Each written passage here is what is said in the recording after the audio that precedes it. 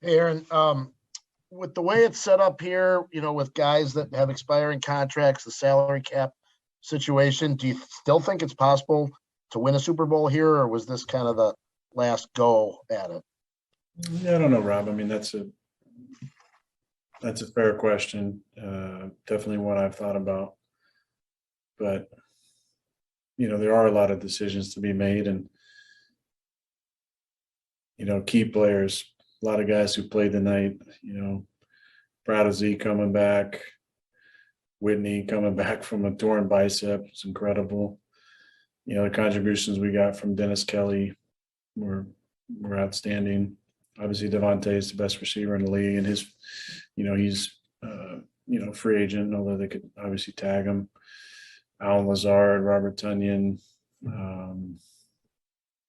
so many guys' contracts are up or on the brink or salary cap stuff. So a lot of decisions to be made. I don't want to be a part of a rebuild if I'm going to keep playing. So a lot of decisions, in the next couple months.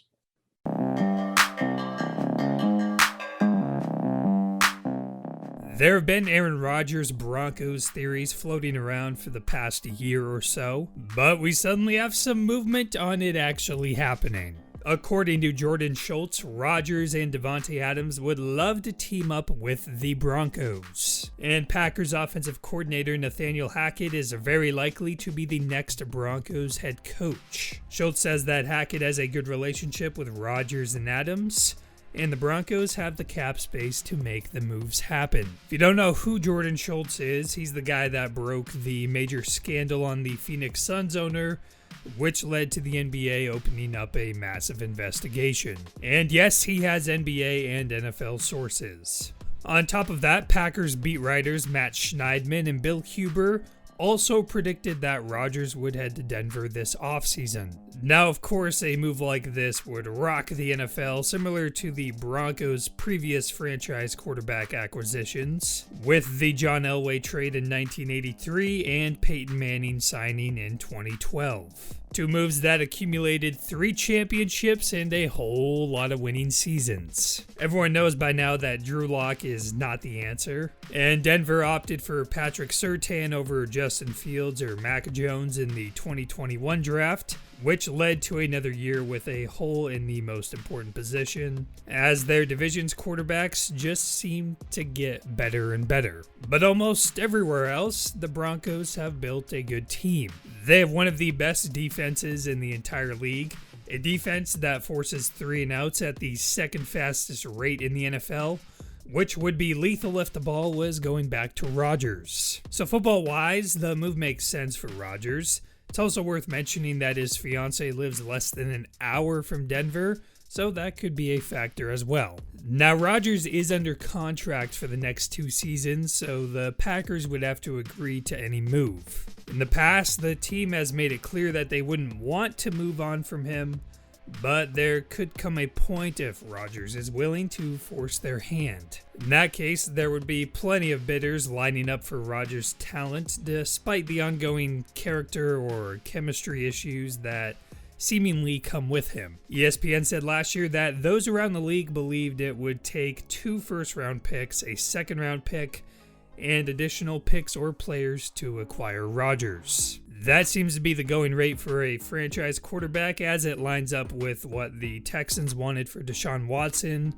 legal issues aside. Anyway, the Broncos could easily see themselves as a quarterback away, and they even tried to trade for Rodgers last year, but the Packers wouldn't listen. Denver has the 9th overall pick, and they picked up an extra 2nd and 3rd rounder in the Von Miller trade. And although Davante Adams is a free agent, the Packers could theoretically tag him, but that is much easier said than done. Green Bay will be $40 to $50 million over next year's salary cap, and putting the tag on Adams is expected to be a number just under $20 million. Affording both Rodgers at his current contract and tagging Adams would be near impossible, unless they're going to gut the team. And it's safe to say they're not going to gut the team for two players who would rather play elsewhere. They would have to bend over and sign Adams to the deal he wants in order to push some of the cap problems down the line, and that deal would presumably beat the market, meaning the biggest deal for a wide receiver in history,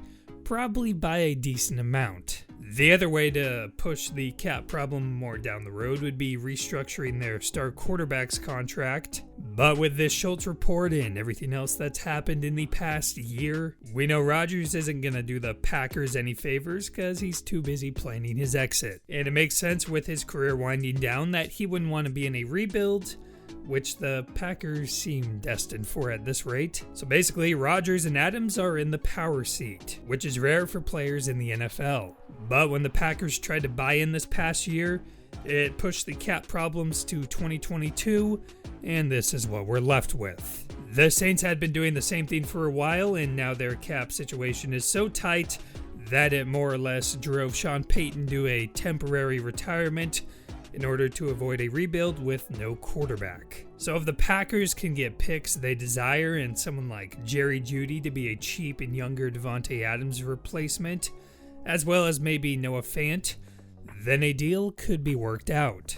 The Broncos have good receiver depth and they probably have to sacrifice that, but they could be getting the guy who's been the best receiver in the league these past couple years. There's also a scenario where just Rodgers goes to Denver.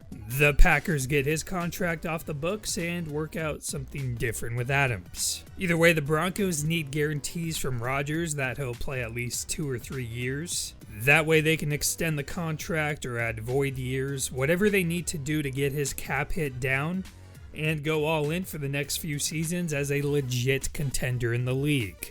Now, if all goes right for Rodgers, with both the Packers and Broncos front offices doing their part, then, man, the AFC West would be stacked.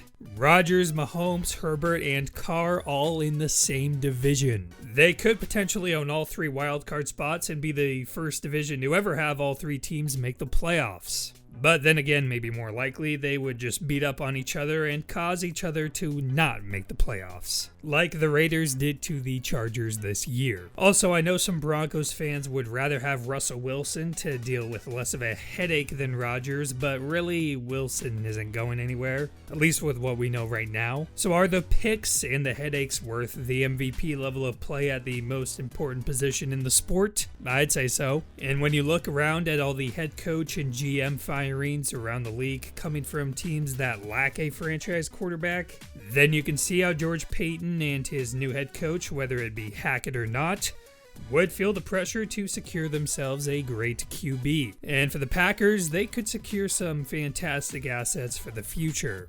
The main question is whether Jordan Love is part of that future or not. In the end, Rodgers could always end up retiring, but if he doesn't, it seems we are one step closer to solving this beautiful mystery. This can't happen because State Farm would not allow their 2 quarterbacks to play in the same division. Case closed.